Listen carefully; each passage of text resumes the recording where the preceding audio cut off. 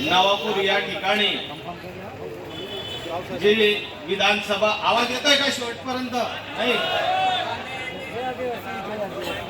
दोघे बोला. आवाज येतोय? आवाज येतोय? डबल होऊन जात आहे, हा बंद करावा लागेल. चला, परमेश्वराची पण तीच इच्छा असेल, काय हरकत नाही.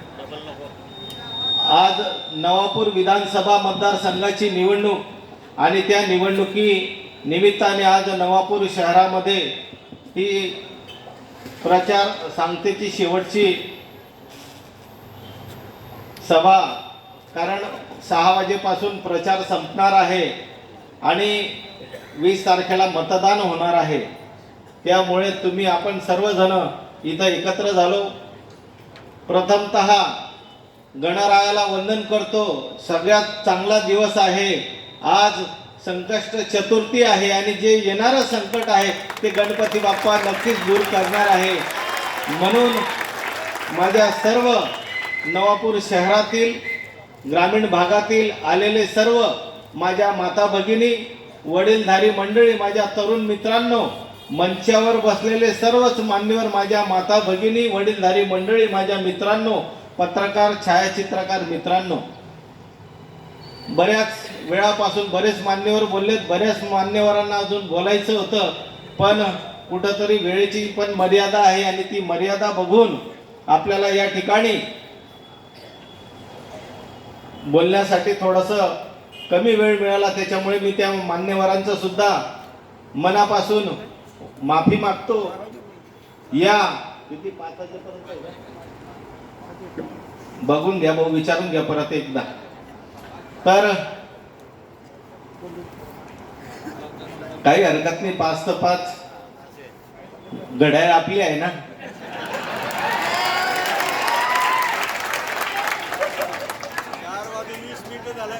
आज या ठिकाणी मराठीतनच बोलणार शहराची आहे आणि शहराच्या निमित्ताने 2 शब्द शहरासाठी मला बोलावे लागतील.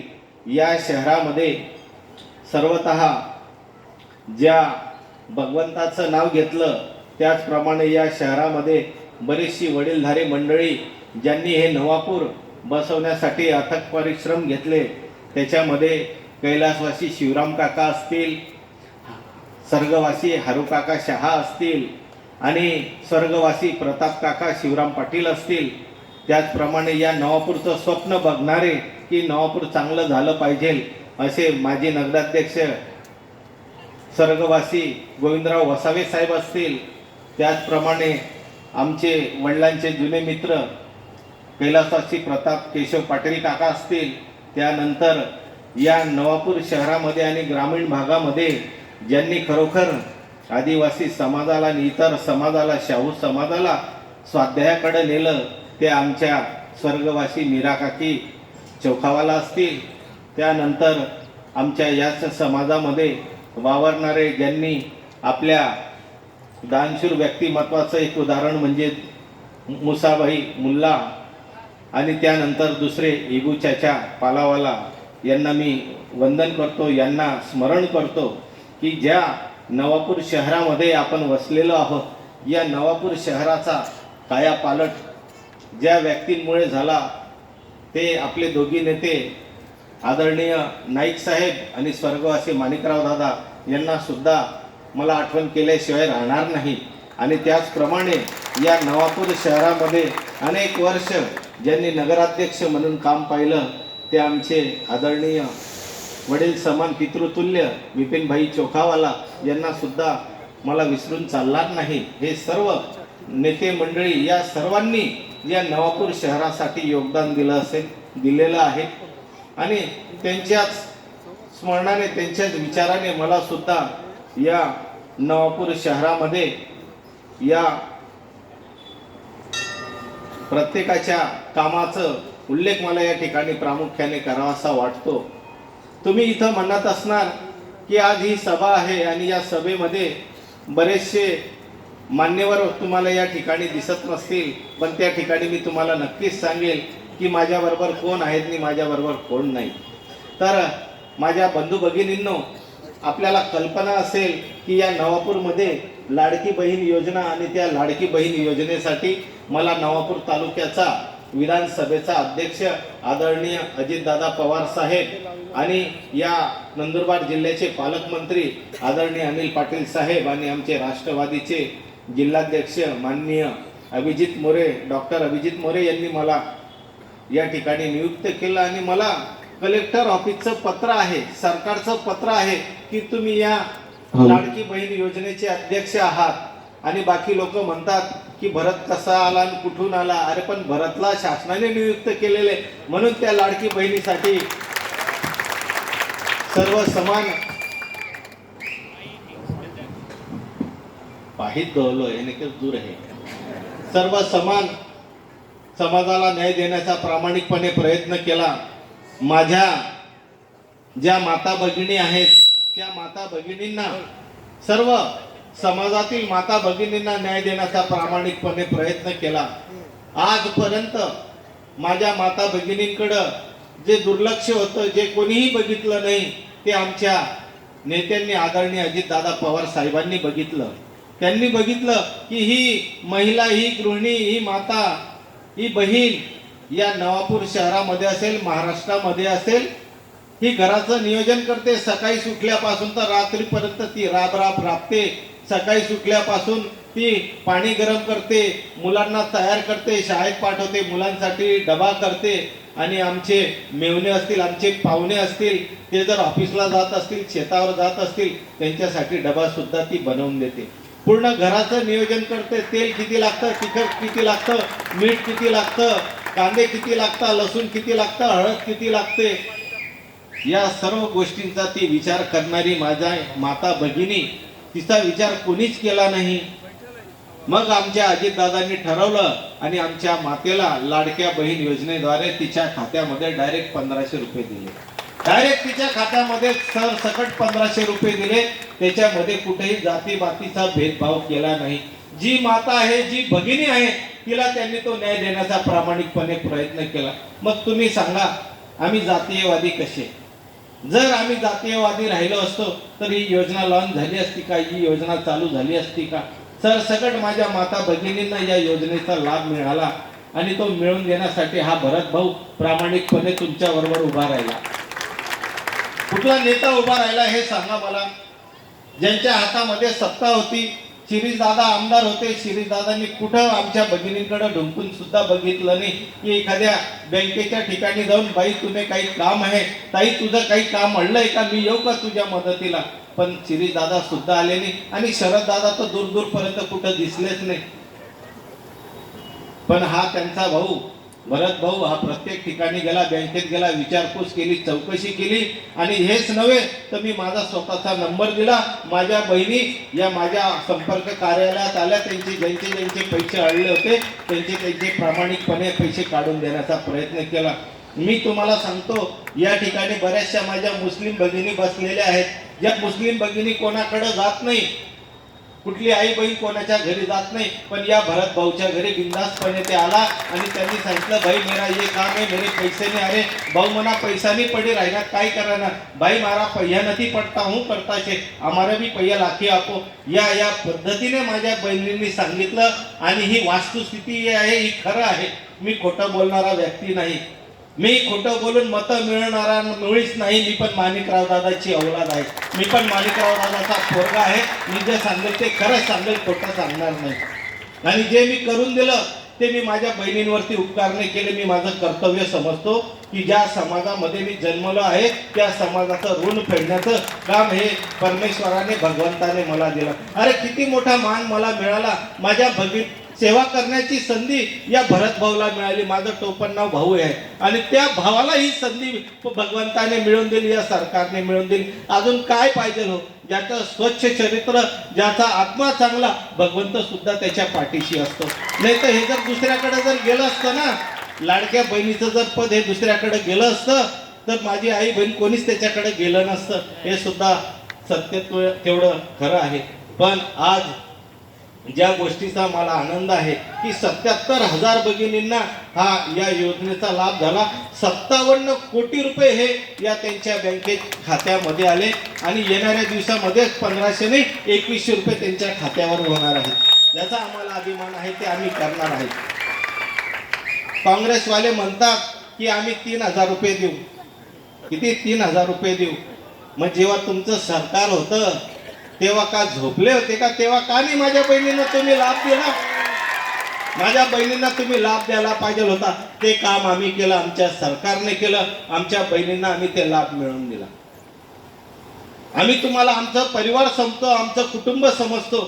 जेवढी जेवढी सेवा आमच्याने होईल तेवढी सेवा आम्ही तुमचं प्रामाणिकपणे करण्याचा प्रयत्न आम्ही नक्कीच करू. या नवापूरवर जेव्हा जेव्हा संकट आलं तेव्हा आमचा गावित परिवार, माणिकराव दादाचा परिवार हा तुमच्यासाठी मदतीसाठी आला, सेवेसाठी आला आणि तो आयुष्यभर राहणार. मी पण तयार आहे, माझा पोरगा सुद्धा तयारी केलेली आहे, तो सुद्धा तुमच्या सेवेसाठी मी दिलेला आहे. माझ्या वडिलांनी सांगितलं, बेटा ज्या जनतेने आपल्याला निवडून दिलं आहे, ज्या जनतेचे आपल्यावर उपकार आहे त्यांचे उपकार आपल्याला कधी विसरायचे नाही. माझी बहीण बोलली, माझ्या बहिणीला बऱ्याच लोकांनी बघितलं असेल किंवा नसेल, पण माझी बहीण 20 वर्ष प्राध्यापक म्हणून धुळ्याला होती, प्राचार्य म्हणून ती विसरवाडीला आली. ती या ठिकाणी बोलत होती. तिने सांगितलं या ठिकाणी माझ्या वडिलांना बऱ्याच लोकांनी सांगितलं, माणिकराव दादा तुम्ही 9दा खासदार राहिले, तुम्ही काही कमवलं नाही, काहीच राहिलं नाही तुमच्या मुलाकडं. माणिकराव दादा म्हटले, अरे ही जनता हीच माझी प्रॉपर्टी, हीच माझी संपत्ती आहे आणि तिच्या जोरावर आज मी उभा आहे. या जनतेच्या जोरावर, यांच्या संपत्तीच्या जोरावर उभा आहे. आणि जेवढं प्रेम तुमच्याकडनं आम्हाला मिळतं, अरे हे पैशाने विकत नाही मिळतं, हे कष्टाने आणि मेहनतीने कमवावं लागतं. आणि ते माझ्या वडिलांनी कमवलं, ते कमवण्याचा मी प्रामाणिकपणे प्रयत्न करत आहे.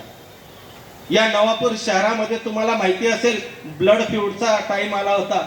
ब्लड फ्यू मध्ये चांगल्या लोकांच्या पोल्ट्र्या बंद झाल्या. मग तो हिंदू बांधव असेल, मुस्लिम बांधव असेल किंवा ख्रिश्चन बांधव असेल, त्यावेळेस या माणिकराव दादाने केंद्रामधनं पैसा आणून त्या लोकांची सेवा केली, त्यांना सहकार्य केलं, मदत केलं. हे माणिकराव दादाचं काम आहे. जेव्हा जेव्हा या नवापूरला माणिकराव दादाची गरज पडली तेव्हा माणिकराव दादाने या नवापूरसाठी सेवा दिली. मरी मातेच्या इथं तुम्ही आजही जाऊन बघा, त्या काळी 80 लाखाचा बंधारा त्या माणिकराव दादांनी बांधला. त्या बंधाऱ्यामुळे आज नवापूरकरांना पाण्याची सोय झालेली. मित्रांनो, आज नवापूरमध्ये तुम्ही ठिकठिकाणी बोर बघू राहिले, त्या ठिकठिकाणी बोर हे माणिकराव दादांनी त्यांच्या खासदार निधीमधनं करून दिलेले आहे. मी तुम्हाला प्रामाणिकपणे सांगतो, या नवापूरमध्ये जेव्हा जेव्हा काही घटना घडल्या त्या ठिकाणी आम्ही उभं राहिलो. अर्ध्या रात्री सुद्धा कोणी फोन केला त्या ठिकाणी हा भरत भाऊ तुमच्यासाठी उभा राहिला. आजपर्यंत नवापूरमध्ये तुम्हाला माहिती असेल की जातीयवादी काही मुलांनी जर काही या ठिकाणी गडबड करण्याचा प्रयत्न केला, त्या ठिकाणी अर्ध्या रात्री हा भरत भाऊ उभा राहतो. ही साक्ष तुम्हाला सगळ्यांना माहिती असेल. या नवापूरमध्ये कधीही आम्ही गाळबोट लागू दिलं नाही. हे नवापूर आमचं आहे, आमचा जन्म इथं झाला आहे, आमचा मृत्यू सुद्धा इथं होणार आहे. त्याच्यामुळे घाबरण्याचं कारण नाही. हे आपली प्रॉपर्टी आहे, हे आपलं घर आहे आणि हे घर शाबूत ठेवण्याची जबाबदारी या भरत भाऊची आहे. भरत भाऊकडे सत्ता असो नसो, भरत भाऊने प्रामाणिकपणे या नवापूरकर जनताची आणि तालुक्याची सेवा केलेली आहे. धार्मिक क्षेत्रामध्ये कोणीही माझ्याकडे लहान आला मोठा आला, मी कधीच कोणाला नाही म्हटलं नाही. कारण भगवंत देतो म्हणून मी देतो, नाही तर माझ्याकडे काही फॅक्टरी वगैरे काहीच नाही. पण भगवंत मला देतो म्हणून मी ती सेवा करतो. आणि तुम्हाला सांगतो, अरे लोकांकडे करोडो रुपये आहेत पण त्यांचे खिसे शिवले गेलेले आहेत, ते काढायला तयार नाही. पण भगवंताने मला त्याची निवड केलेली आहे, भगवंताने मला त्याच्यासाठी तयार केलेला आहे. माझा जन्म त्याच्यासाठी झाला आहे. माझा जन्म हा धार्मिकतेसाठी झाला आहे. मग तो ख्रिश्चन बांधव असेल, हिंदू बांधव असेल का मुस्लिम बांधव असेल, त्याच्यासाठी मी माझ्याकडनं फुलले फुलाची पाकळी ही सेवा माझ्या परिवाराकडनं होत असते. मग तो जो गडावर जाणारा भाविक असेल का, तो शिर्डीला जाणारा भाविक असेल का, देवमोगरा मातेच्या पदयात्रेला जाणारा भाविक असेल, जो त्या ठिकाणी जात असेल, भरत भाऊ नक्कीच त्या ठिकाणी पोहोचतो. भरत भाऊची सेवा ही नक्कीच त्या ठिकाणी असते.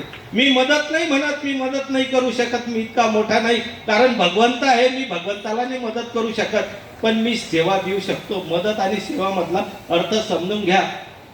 भगवंत आपल्याला देत असतो, आपण नसतो कोणाला देत. भगवंत आपल्याला देतो, ती सेवा आपण करत असतो, एवढं लक्षात ठेवा. आणि ही सेवा आमची कायम चालू राहणार. आम्ही कोणावरती एहसान करत नाही, कोणावरती उपकार करत नाही, हे आमचं कर्तव्य समजतो. कारण धार्मिकता ही प्रत्येकामध्ये वाढली पाहिजे. मग तो हिंदू असेल, मुस्लिम असेल का ख्रिश्चन असेल, प्रत्येकामध्ये धार्मिकता ही जगली गेली पाहिजे आणि जो धार्मिकतेवर चालतो तो नक्कीच पुढे चालतो, त्याचं कुटुंब चालतं आणि येणारा त्याचा परिवारामध्ये विचार चांगले होतात, वाईट विचार बाजूला होतात आणि तो पुढच्या मार्गीला लागतो. म्हणून या नवापूरमध्ये जेव्हा जेव्हा जिथं जिथं भरतभाऊची गरज लागली तिथं तिथं भरतभाऊ तुम्हाला उभा दिसेल. जिथं जिथं नवापूरमध्ये भंडारे आहेत त्या भंडाऱ्यामध्ये सिलेंडर हे देवमोगरा माथ्या गॅस एजन्सीकडनं आमची ती सेवा पुरवली जाते. हे भरतभाऊ तुम्हाला करताना दिसेल. या नवापूरमध्ये जेव्हा करोनाचा टाइम आला होता तेव्हा हा भरतभाऊ तुमचा रस्त्यावरती आला होता. या भरतभाऊने या RTO चेकपोस्ट या इथं मंडप आम्ही टाकले होते. त्या ठिकाणी लोकांना येण्या जाण्यासाठी राहण्याची व्यवस्था केली होती, जेवणाची व्यवस्था केली होती. कारण त्या गुजरात राज्यामध्ये बरेचसे शिंदखेडा, साक्री, शिरपूर, दोंडाईच्या, नंदुरबार या भागातनं आपले लोक राहत होते आणि ते लोक जेव्हा येत होते तेव्हा या ठिकाणी बराचसा अडकाव होत होता. कोणी कोणाला ओळखत नव्हतं, पण माणुसकी धर्म म्हणून आम्ही त्या ठिकाणी होतो आणि प्रत्येकाला सेवा दिली. माझ्याकडं त्यावेळेस रेमडेसिवीर इंजेक्शन सुद्धा मी होते. बऱ्याच लोकांना रेमडेसिवीर इंजेक्शन सुद्धा आम्ही कुठल्याही विनामूल्य आम्ही त्या प्रकारे त्यांना दिले. त्यावेळेस करोनाच्या काळामध्ये माझ्याकडं मालेगाव पॅटर्नचा काढा सुद्धा मी काही लोकांना त्या पद्धतीने दिला. ही आमची सेवा होती, आम्ही सेवा केली. पण त्यावेळेस आपले लोकप्रतिनिधी कुठं होते? त्यावेळेस आपले लोकप्रतिनिधी कुठं होते ज्यांना आपण भरभरून मतं दिले? ते लोकप्रतिनिधी कुठे होते? त्यांना सुद्धा आपण विचारलं गेलं पाहिजे की बाबा जेव्हा आमच्यावर संकट येतं तेव्हा तुम्ही कुठं जाता? करोनाच्या काळामध्ये इतक्या भयानक घटना घडल्या, आपल्यातले आपल्याला सोडून चालले गेले. सिव्हिल हॉस्पिटलमध्ये जो मृत्युमुखी पडलेला आहे, शव पडलेला आहे, ते उचलण्यासाठी कोणी नव्हतं, वाहनाची व्यवस्था नव्हती. माझ्या बऱ्याचशा मुस्लिम बांधवांना मी सांगितलं आणि त्यांनी बिचाऱ्यांनी कोणाचा टेम्पो दिला, कोणाची ॲपे रिक्षा दिली आणि त्या ठिकाणी त्यांच्या ग्रामीण भागामध्ये आम्ही ते शव त्या ठिकाणी त्यांचे पोहोचवले. नवापूरवर फार संकट आले, पण संकटाला नवापूर घाबरला नाही. तुम्हाला माहिती असेल या नवापूरमध्ये जेव्हा कोरोनाच्या काळामध्ये आपले सगळ्यांचे व्यापार धंदे बंद झाले, नवापूरचे सगळे व्यापार धंदे बंद झाले, त्यावेळेस या भरतभाऊने या नवापूर शहरासाठी 1 रुपयामध्ये गणपती बाप्पा सुद्धा दिला. मी कोणाकडनं उपकार नाही केले, पण मला माहिती होतं की माझ्या बालगोपाळांना गणपती बसवायचा आहे, काही गरीब परिस्थिती आहे, ते रोजंदारीने काम करणारे आहेत. मी फक्त 1 रुपया याच्यासाठी घेतला की त्याची जी भावना आहे की मला फुकटामध्ये नको, पण मला परिश्रमाने मला माझा बाप्पा घरी घेऊन जायचा आहे, म्हणून 1 रुपयाने सुद्धा गणपती बाप्पा आपण ती सेवा पुरवली. तुम्हाला माहिती असेल नवापूरमध्ये लॉकडाऊन झालं, 8-8 दिवस आपल्याला भाजीपाला मिळत नव्हता. माझ्या वडिलांनी सांगितलं, बेटा नवापूरची परिस्थिती फार वाईट आहे. नवापूरमध्ये बाकीच्यांच्या घरी काहीतरी तांदूळ असतील, डाळ असतील, काहीतरी ते स्वयंपाक बनवतील, पण जो रोज चुलीवर करणारा आहे, जो सकाळीच कामाला जाणारा आहे, संध्याकाळी त्याचा परिवार, त्याचं कुटुंब चालणारा आहे, असा परिवार काय करेल? तो कसं काय जगेल? त्याला काय मिळणार? बेटा तू त्यांना मदत केली पाहिजे. म्हटलं दादा मी काय केलं पाहिजे तुम्ही सांगा. दादा म्हटले, बेटा तुझ्याकडे शेतामध्ये जी शिमला मिरची आहे ती सगळी त्यांना का देत नाही? म्हटलं दादा तुमचा आदेश हा मी मान्य केला. दुसऱ्या दिवशी ट्रॅक्टर भरला आणि प्रत्येकाच्या घरोघरी आपण मिरची दिली. प्रत्येक नवापूरकरांच्या घरी मिरची दिली.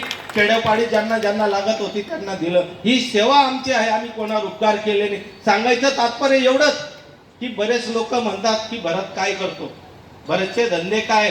अरे माझे काहीच धंदे नाही. येऊन बघा माझे धंदे काय काय. माझं घर आणि माझं शेत याच्याशिवाय माझे दुसरे धंदे नाही. पण तुमचे धंदे काय ते तर तुम्ही सांगितले पाहिजे. तुमचे विचार तुम्ही सांगितले पाहिजे. तुम्ही या समाजासाठी काय केलं, या जनतेसाठी काय केलं आणि येणाऱ्या दिवसात काय करणार हे तुम्ही बोला. अहो काही लोक या ठिकाणी येऊन बोलतात, स्टेजवर बोलतात, ग्रामीण भागामध्ये बोलतात. आज माझे वडील स्वर्गवासी झाले, 9दा या जनतेने त्यांना निवडून दिलं. अरे ज्याला खायची प्यायची अक्कल नाही, ज्याच्या घरामध्ये आज 17 दारिद्र्य त्यांच्या घरामध्ये आहेत, ते माणिकराव दादांवरती बोलतात, हेमाताई वरती बोलतात.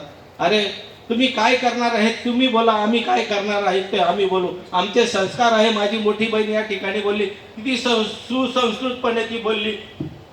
ती ज्यावेळेस ती हिंदी भाषेमध्ये बोलत होती बरेचसे लोक तिच्याकडे बघत होते.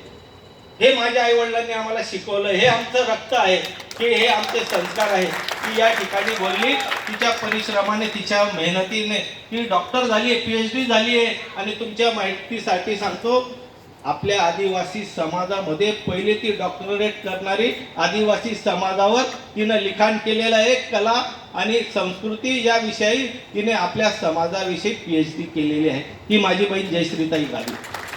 हे आमचे संस्कार आहे. आणि हे मला म्हणतात की भरत भाऊ त्याच्या बहिणीला विसरून गेला. अरे जी बहिणीने मला आईसारखी माया दिली, मी तिला काय विसरणार. ते म्हणतात की फोटोला हार चढवला मी. अरे पण तिथं माझ्या हृदयात आहे, मी तिथं हार चढवू ना चढव, मी तिचे रोज आशीर्वाद घेऊन निघतो. आणि हे मला म्हणतात की बहिणीला विसरून गेला आणि लाडक्या बहिणींचा भाऊ मिरवत फिरतो. अरे माझ्या या सगळ्या बहिणी आहेत रे, मी यांच्यासाठी करतो म्हणून यांच्या पोटात दुखतं, हे काहीच करू शकत नाही.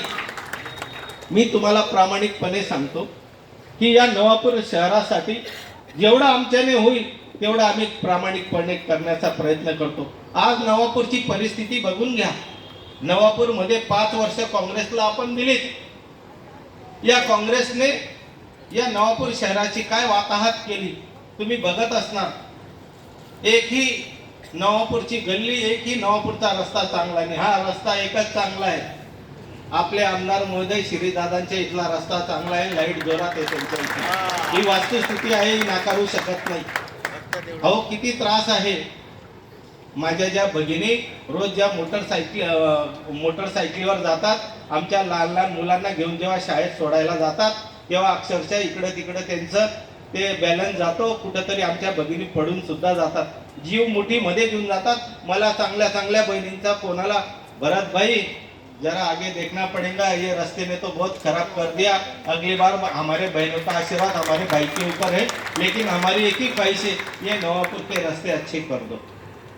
खरंच आज सुद्धा एका ठिकाणी कार्यक्रमात गेलो, एका मुस्लिम समाजाच्या त्या ठिकाणी कार्यक्रमामध्ये गेलो. मी तुम्हाला गर्वाने सांगतो की त्या ठिकाणी सुद्धा माझ्या मुस्लिम माता भगिनी सांगत होत्या, भरत भाई रस्ते देखना असेल.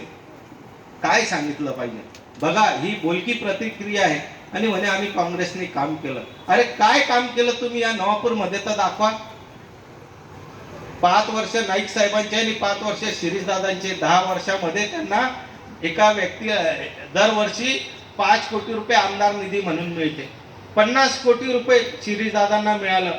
50 लाखाचं तर काम दाखवा, 5 लाखाचं तर काम या नवापूर शहरामध्ये दाखवा.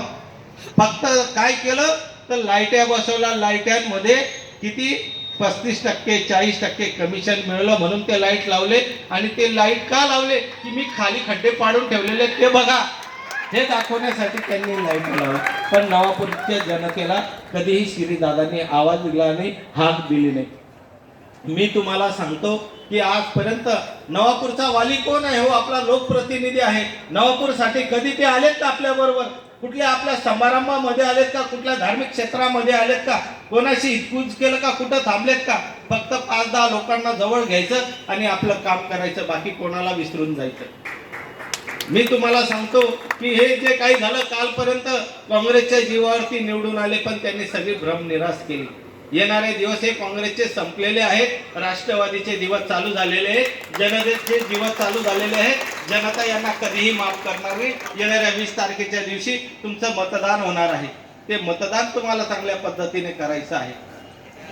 ते म्हणतात की राष्ट्रवादी आणि भाजपची गाठभेट आहे, हे युतीचं सरकार आहे. मग काँग्रेस कुठे शहाणी आहे, काँग्रेस कुठल्या धुतल्या तांदळाच्या आहे. काँग्रेस बरोबर तर शिवसेना आहे ना, बरोबर आहे का नाही. ही वास्तुस्थिती आहे, तुम्ही समजून घ्या.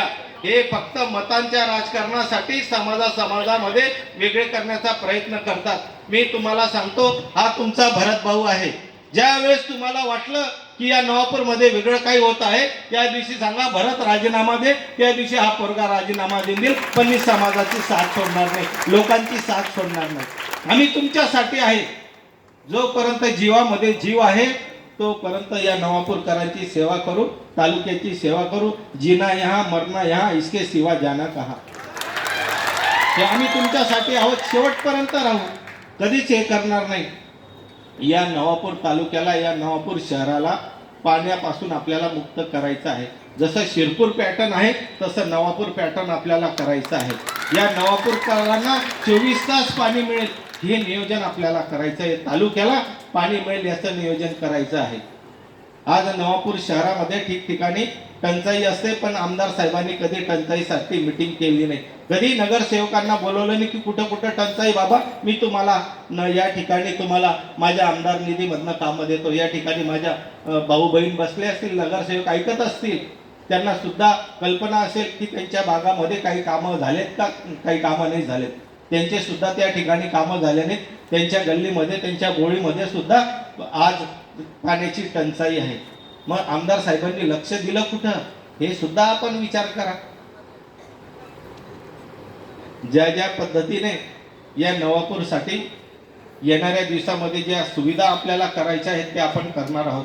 फिल्टर प्लॅन्ट कधीपासून चालू आहे? फिल्टर प्लॅन्ट चालूच होत नाही, तो सुद्धा आपल्याला चालू करायचा आहे. या नवापूरसाठी मी तुम्हाला सांगतो, लाखानी पार्कमध्ये 4.5 वर्षापासून आम्ही त्या माझ्या माता भगिनीचा अंडा मोर्चा या नगरपालिकेवर घेऊन येतो. एके दिवशी मी व्हिडिओ बघितला, त्या ठिकाणी आमचे शिरीदादा आमदार म्हणत होते, मी तुमच्या सगळ्या सुविधा तुम्हाला देणार आहेत, तुम्हाला पाणी देणार आहे. आणि जाऊन तर बघ दादा, अजून सुद्धा त्या लाखानी पार्कमध्ये मोठे मोठे खड्डे आहेत, अशी वाकडी तिकडी गाडी होते, कुठलीच गाडी बॅलन्सने चालत नाही. काय सुविधा तुम्ही या नवापूरकरांना दिल्या? कुठल्या नवापूरकरांच्या मदतीला तुम्ही आले? अहो, करोनाच्या काळात तर तुम्ही घरी होते. या नवापूरकरांसाठी 65 दिवस या नवापूरच्या जनतेसाठी आम्ही गल्लोगल्ली फिरल्या. हे आम्ही आमच्या समाजासाठी केलं. जिथे जिथं गरज लागली तिथं तिथं गरज दिली. तुम्हाला माहिती असेल, मरी मातेच्या इथं कुठंतरी मुखवटाचा विटंबना झाला होता, तेव्हा मला सगळे स्वामी समर्थ केंद्रावाले भेटले की भाऊ, आपल्याला या ठिकाणी आपल्याला ती मूर्ती परत बसवायची आहे. म्हटलं हो यस, आपण त्या ठिकाणी ते सुद्धा काम आपण सगळ्यांनी मिळून केलं. जिथं जिथं नवापूरला धार्मिकतेसाठी भरत भाऊची गरज लागते त्या ठिकाणी भरत भाऊ असतो. भरत भाऊ हा तुम्हाला 24 तास भेटणारा व्यक्ती आहे. माझ्याकडं कोणाची शिफारसची गरज नाही, या बाईची का त्या भाऊची तुम्हाला गरज लागणार नाही. माझे दरवाजे तुमच्यासाठी उघडे आहेत, कारण ते माझ्या वडिलांचं घर आहे. मी तिथं राहतो माझ्या वडिलांच्या घरी. कोणीही केव्हाही या, कुठलीही माता भगिनी केव्हाही या, आम्ही तुमच्या सेवेसाठी तत्पर आहोत. नवापूरचा पोरगा आहे, लक्षात ठेवा, गल्लीतला पोरगा आहे, तुम्हाला मला साथ द्यावी लागेल, मदत करावी लागेल. जेव्हा जेव्हा तुम्ही हाक देणार, हा भाऊ तुमच्याजवळ उभा राहणार. मग ते तुमचं पोलीस स्टेशनचं काम असेल, तहसीलचं काम असेल, पंचायत समितीचं काम असेल, का तुमचं नगरपालिकेचं काम असेल, का तुमचं RTO कडचं काम असेल, प्रत्येक ठिकाणी तुम्ही भरत भाऊला आवाज द्या. हा भरत भाऊ तुमच्या बरोबर राहील. अरे या नवापूरमध्ये इतके लाईट बिल वाढून येतात, ते बिचारे लोक त्या ठिकाणी चक्रा मारतात, कोणी त्यांना दाद देत नाही. पण हा भरत भाऊ तुमच्यासाठी राहील. कसं तुमचं लाईट बिल वाढतं, कसं तुम्हाला त्रास होतो, हा भरत भाऊ जर तुमचा आमदार झाला तर नक्कीच तुम्हाला त्या ठिकाणी न्याय मिळवून देईल. कोणाच्या तरी बरोबर हा भरत भाऊ राहील. मी आमदार बनणार आहे, बनणार आहे, तुम्ही सगळेजण आमदार बनणार आहे, कारण ती ताकद तुम्ही मला देणार आहे, ती ताकद तुमच्यासाठी उपयोगी पडणार आहे. म्हणून कोणीही असं समजायचं नाही. आणि मी तर प्रामाणिकपणे सांगतो की माझी आया बहीण आहे, माझ्या आया बहिणीला कोणी छेडणार नाही, कोणी त्रास देणार नाही. या नवापूरमध्ये कोणाची दादागिरी चालणार नाही. भरत भाऊच्या पोऱ्याने बी दादागिरी केली तर कानफट्ट्यात ठेवण्याचा अधिकार हा तुम्हाला राहील. भरत भाऊ एक शब्द बोलणार नाही. आजपर्यंत शिरीदादांनी कधी व्यापाऱ्यांची बैठक घेतली नाही, कधी व्यापाऱ्यांना विश्वासात घेतलं नाही की तुमचं काय चाललंय, काय अडचणी आहेत. आणि शिरीदादा म्हणतात की मलाच परत निवडून द्या. मग हे नवापूर कोणाच्या भरोश्यावर आहे दादा? तुमच्या भरोश्यावर होतं, तुम्ही लक्ष नाही दिलं. कोरोनाच्या काळात तुम्ही लक्ष नाही दिलं. अहो, जेव्हा या नवापूरमध्ये पाणी घुसलं, नवापूरच्या इस्लामपुरा भागामध्ये, ग्रामीण भागामध्ये पाणी पुरलं, तेव्हा भरत भाऊ तिथं सेवेला होता. तुम्ही कुठं होते? तुम्ही आलेच नाही दादा. आणि दुसऱ्याच्या किटवर येऊन गेले आणि किट वाटत बसले. एवढी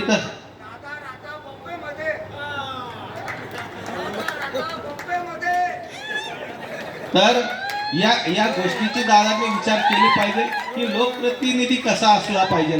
त्याने जनतेसाठी स्वतःला वाहून घेतलं पाहिजे. पण ते कुठल्या गोष्टीसाठी वाहून घेतात ते त्यांना माहिती, आपल्याला माहिती नाही. ते त्यांना विचारलं गेलं पाहिजे. आजपर्यंत या शहरामध्ये ज्या पण चांगल्या गोष्टी आहेत, चांगल्या गोष्टीमध्ये भरत भाऊचं नाव हे नक्कीच येणार.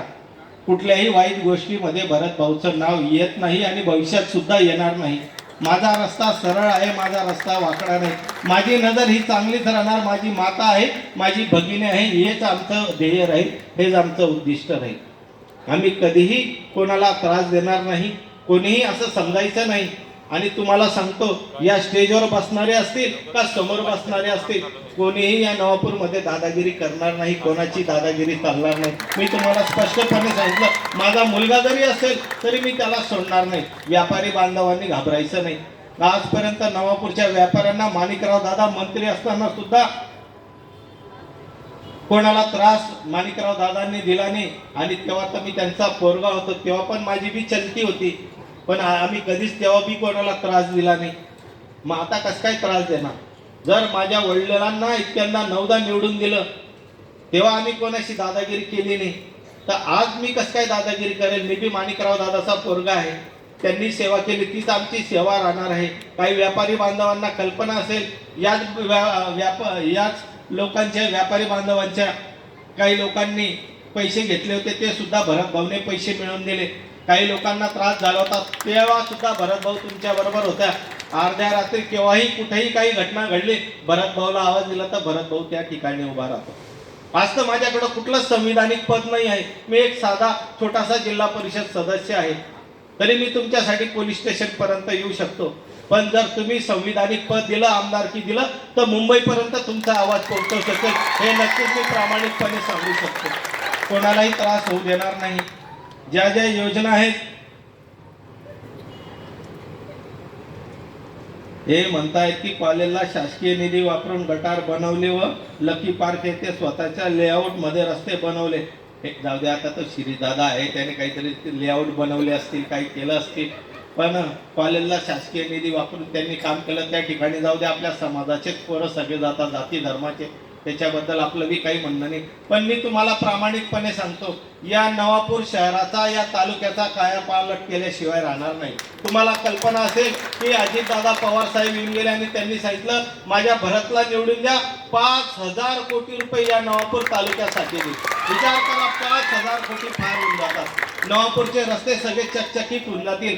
तुम्ही आता केव्हाही बघा, दिवळपळीच्या पुढे जर गेले, नांदवण गावाकडे जर गेले, तो रस्ता बघून घ्या, सिमेंट कॉन्क्रीटचा तो आम्ही बनवलाय. 5 ते 25 वर्ष टिकणारा तो रस्ता आहे. आणि त्या रस्त्याच्या पुढे MIDCचं काम चालू आहे. त्या MIDC मध्ये 200 एकर या भरत भाऊने जागा दिलेली, आणि त्या ठिकाणी आपल्या फॅक्टऱ्या येणार आहे, त्या ठिकाणी लोकांना रोजगार मिळणार आहे. किती लोकांना रोजगार मिळेल? जवळजवळ 7 ते 8 हजार लोकांना त्या ठिकाणी रोजगार मिळणारा हा भरत भाऊ त्या ठिकाणी त्या लोकांना रोजगार मिळवून देईल. हे मी कोणावर उपकार नाही, माझं काम, माझं कर्तव्य करणार आहे. कारण तुम्ही रात्रंदिवस आमच्यावरती प्रेम केलं आहे. माणिकराव दादांसाठी तुम्ही रात्रंदिवस झटलेले आहे, माझ्या परिवारासाठी तुम्ही रात्रंदिवस झटलेले आहे. नक्कीच आम्ही त्या ठिकाणी आमची ही सेवा त्या ठिकाणी प्रामाणिकपणे राहील, हे तुम्हाला या प्रामुख्याने सांगतो. या नवापूर शहरामध्ये आज सुद्धा माझे गरीब परिवार आहेत की ज्यांना लग्न करण्यासाठी कुठं टाउन हॉल मिळत नाही, तर ते कुठेतरी इकडं तिकडं त्या ठिकाणी ते छोटासा मंडप टाकून त्या ठिकाणी त्यांचं लग्न लावत असतात. पण मी तुम्हाला शब्द देतो नवापूरकर वासियांनो, की जो टाउन हॉल आहे तो पाडून त्या ठिकाणी मोठा टाउन हॉल बांधू, ज्या ठिकाणी कमीत कमी 5 ते 7 हजार लोकांना त्या ठिकाणी बसण्याची व्यवस्था राहील, आणि ते सुद्धा विनामूल्य राहील. कोणालाही एक पैसा मोजण्याची गरज त्या ठिकाणी लागणार नाही. हा शब्द भरत भाऊचा तुम्हाला आहे. आणि जेव्हा जेव्हा नवापूरला माझी मदतीची गरज लागेल, ती मदत नक्कीच या नवापूरकर शहरांसाठी मी देणार आहे. या नवापूर शहरामध्ये माझ्या महिला बचत गटाच्या भगिनी आहेत. त्या महिला बचत गटांना शासनाकडनं योजना मिळतात, शासनाकडनं अनुदान मिळतं, पण बऱ्याचशा बँका त्यांना कर्ज देत नाही. भरत भाऊ तुमच्या बरोबर आहेत. ठिकाणी प्रत्येक वार्डामध्ये तुमच्या गटागटांच्या मिटिंगा घेऊ, त्या ठिकाणी मॅनेजरांना बोलू आणि तुम्हाला अर्थसहाय्य मंजूर करून देऊ. आमच्या बहिणींना आम्हाला सक्षम करायचं आहे, मजबूत करायचं आहे. या नवापूरमध्ये जसं तुम्ही नगरसेवकाला निवडून देता, नगरसेवकाचं कार्यालय आहे, तशा माझ्या बचत गट महिलांचं कार्यालय नाही. ग्रामीण भागात पण नाही आणि शहरामध्ये पण नाही. पण मी तुम्हाला शब्द देतो, भरत भाऊ तुम्हाला शब्द देतो, की महिला बचत कार्यालय हे नवापूरमध्ये सुद्धा उभं राहील. तुमचं स्वतःचं कार्यालय राहील, माझ्या भगिनींचं कार्यालय राहील. त्या ठिकाणी तुमच्या खुर्च्या असतील, तुमची त्या ठिकाणी टीव्ही असेल आणि तुम्हाला बसण्याची सोय त्या ठिकाणी हा भरत भाऊ तुम्हाला करून देईल. मी या ठिकाणी तुम्हाला नम्रपणे सांगू इच्छितो, या ठिकाणी ज्या पद्धतीने मी सांगितलं की टाउन हॉलच्या ठिकाणी सर्व जाती धर्माच्या लोकांसाठी आपल्याला लग्न कार्यासाठी त्या ठिकाणी फुकट आपण व्यवस्था करून देऊ, त्याचप्रमाणे या नवापूर शहरामध्ये आजपर्यंत कुठेही मुस्लिम समाजाचं मंगल कार्यालय नाही. त्या मुस्लिम समाजासाठी सुद्धा नगरपालिकेच्या ओपन हाऊसमध्ये आपण त्यांना मंगल कार्यालय बांधून देऊ आणि जर ओपन हाऊसमध्ये जर जागा नाही मिळाली तर स्वतः जागा विकत घेऊन त्यांना त्या ठिकाणी मंगल कार्यालय बांधून देईल. पण नवापूरचं हे माझं आहे आणि हे नवापूरकरला मी सोडणार नाही. मी तुम्हाला केव्हाच बोललो की जीना यहाँ मरना यहाँ इसके सिवा जाना कहा. ज्या नवापूरमध्ये जन्मला आहे माझा मृत्यू इथंच आहे, मला बी इथंच गाडलं जाणार आहे. पण हे जे बाहेरून येतात यांचं काय, त्यांचं ऑफिस बी नाही, त्यांचं घर बी नाही, त्यांचं दार बी आपण बघितलं नाही आणि अशांना आपण मत देणार का? तर हे तिकडचं पार्सल तिकडच गेलं पाहिजे एवढं लक्षात ठेवा. यांच्या नादी लागू नका, यांच्या नजरा फार वाईट आहेत. बरोबर आहे, एकदा सापाला दूध पाजलं चालेल पण यांना घराच्या पायरीवर सुद्धा उभं करू नका, नाही तर पश्चाताप होईल एवढं लक्षात ठेवा. योजना कोणी घरून देत नाही, योजना ही सरकारी असते. शरद दादा ज्या योजना वाटत फिरत आहेत ना, अरे त्या भाजप सरकारच्या योजना आहेत. बाबा तू काय देतो ते सांग. तू काहीच देत नाही. तो डॉक्टर गावीत देतो म्हणून तू देतो, तू स्वतः काहीच देत नाही. यावेळेस नवापूर मध्ये गणपतीच्या वेळेस आले 4 वर्ष आमच्या एका बी गणपती मंडळाला विचारलं नाही. पण यावेळेस म्हणजे आता निवडणूक होती म्हणून ते आले आणि कुठल्या मंडळाला 5,000 6,000 3,000 दिले. याच्याने ही नवापूरकरची जनता भोळी बाबडी नाही, ही सुज्ञ नागरिक आहेत. त्यांना माहिती कोण कामात येतं कोण कामात नाही येतं. तू 1 वर्ष देशील पण हा भरत भाऊ 25 वर्षापासून सेवा करतो, त्याचं काय विसरले का? अरे दादा हे शहर आमचं आहे म्हणे, शहरामधनं 8,000 मतं मिळतील, 800 मिळाले तरी भरभरून जातील. दादा तुम्हाला याचा विचार तुम्ही करा. या ठिकाणी तुम्ही म्हणतात की भरत भाऊचे कार्यकर्ते जाता, भरत भाऊ प्रचाराला जातो आणि डॉक्टर गावीच्या इथं प्रचार करतो. अरे ही जुनी डायलॉग बाजी बंद कर शरद दादा. 2019ला बी तू करंजवेल मध्ये हेच बोलला होता, आता बी तू हेच बोलतो माझा दादा, तू माझा मोठा भाऊ आहे. असं नको बोलू शरद दादा. म्हणे मी डॉक्टर गावितांच्या मतदारसंघामध्ये जाऊन त्या ठिकाणी घड्याळासाठी मी मत मागतो. अरे असं काय वेडापणा कोणी करेल का? आम्हाला बी आमचं माहिती ना रे, नवापूर तालुका मतदारसंघ कुठे आहेत.